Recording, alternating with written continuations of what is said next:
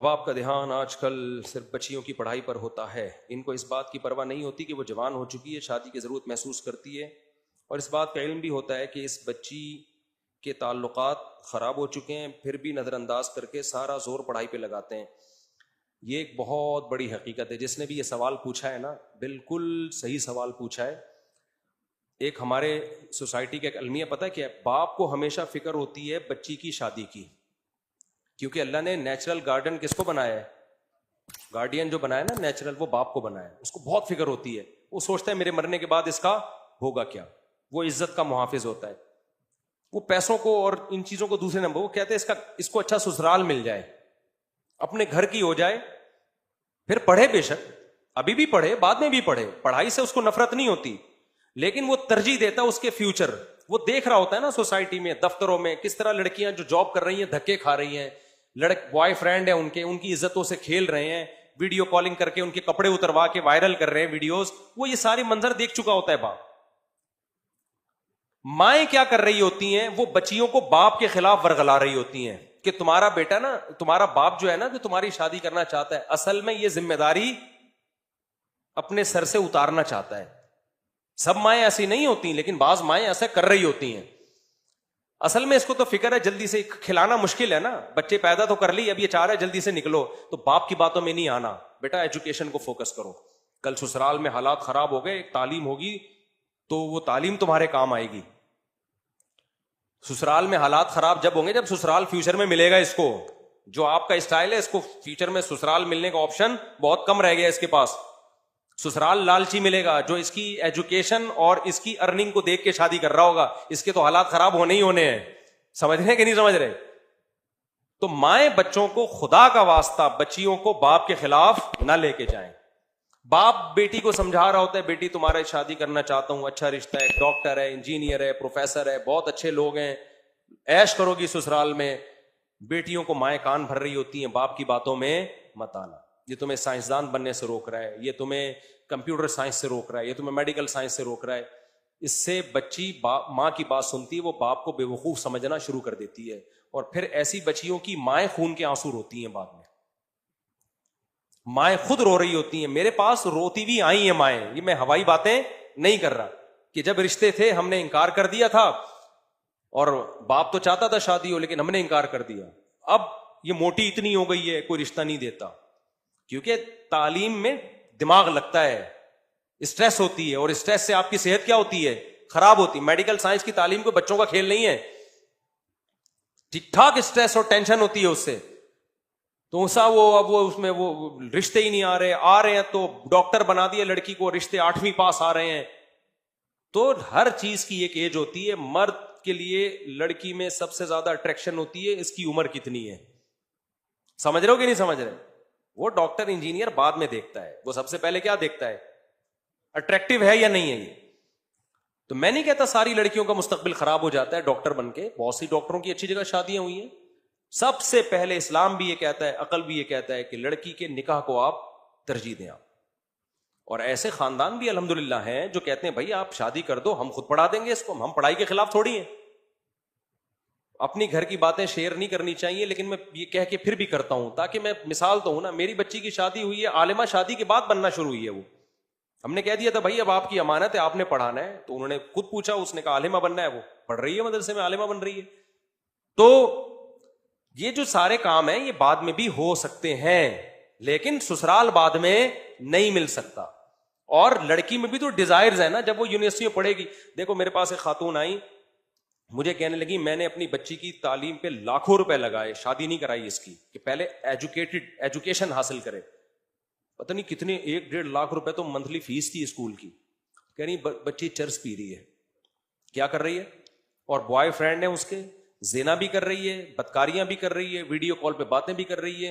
اور جب لڑکی ایک دفعہ حیا نکلتی ہے تو اس میں بدتمیزی کے سافٹ ویئر آٹومیٹیکلی انسٹال ہو جاتے ہیں, بدتمیزی کے وائرس آٹومیٹیکلی آ جاتے ہیں.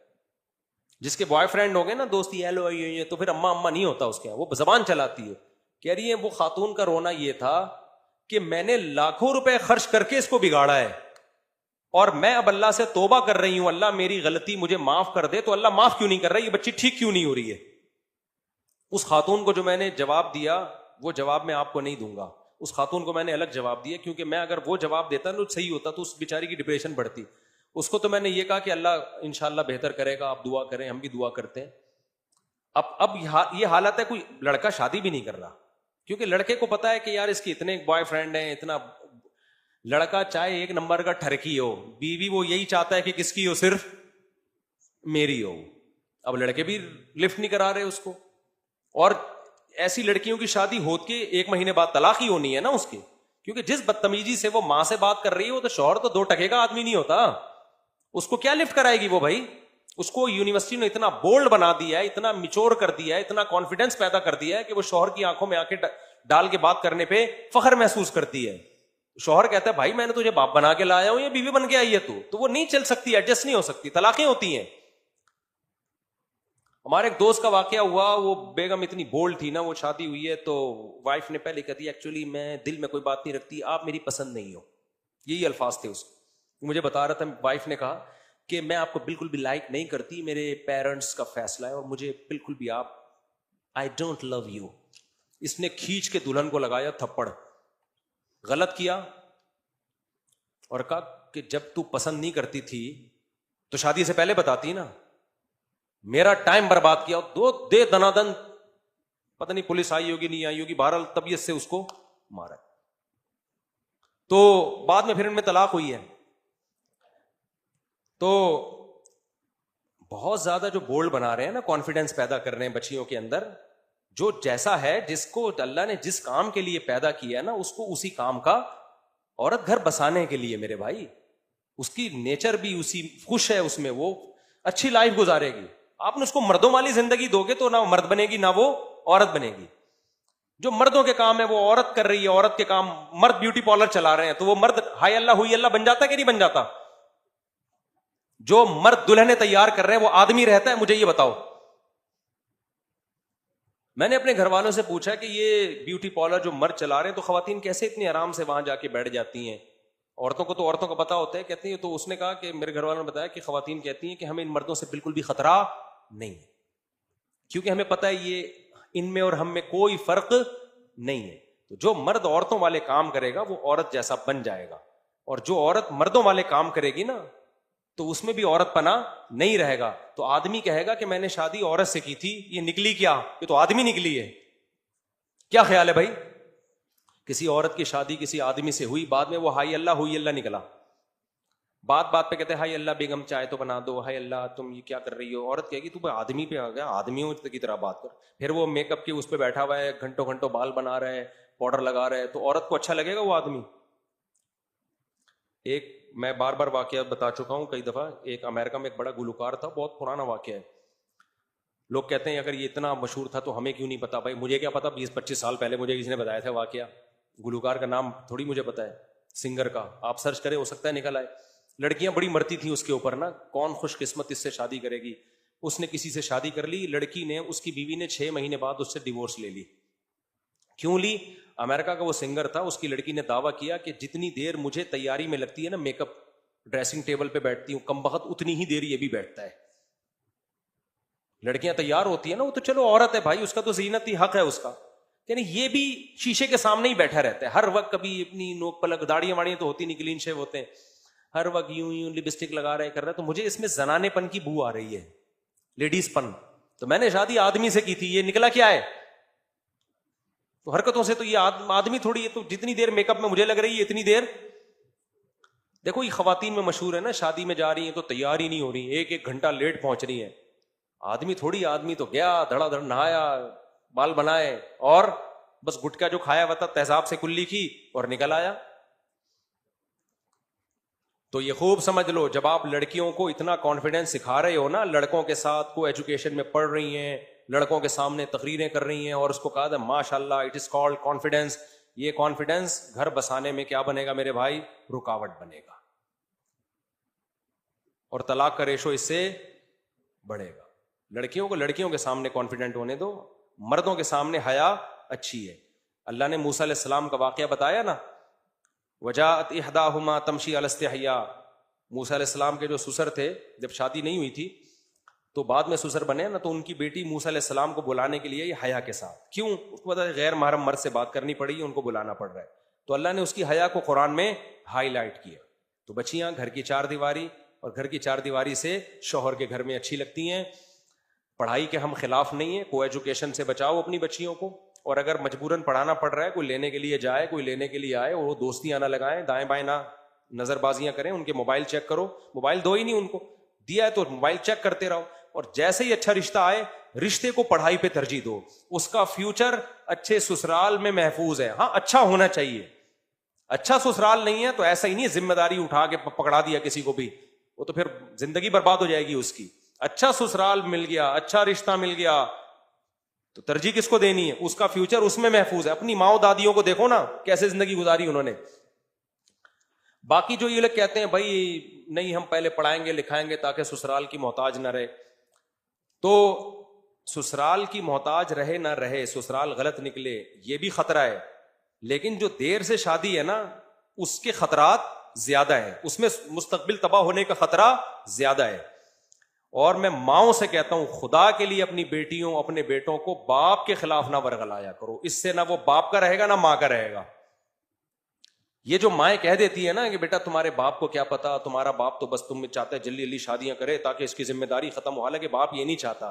باپ تو بیٹیوں کو چاہتا ہی نہیں ہے گھر سے رخصت کرے، بیٹیوں سے باپ کو اتنی محبت ہوتی ہے. کون سا باپ ہے جو چاہتا ہوں میری بچیاں گھر سے جائیں؟ دل پہ پتھر رکھ کے انسان اپنی بیٹیوں کو رخصت کرتا ہے.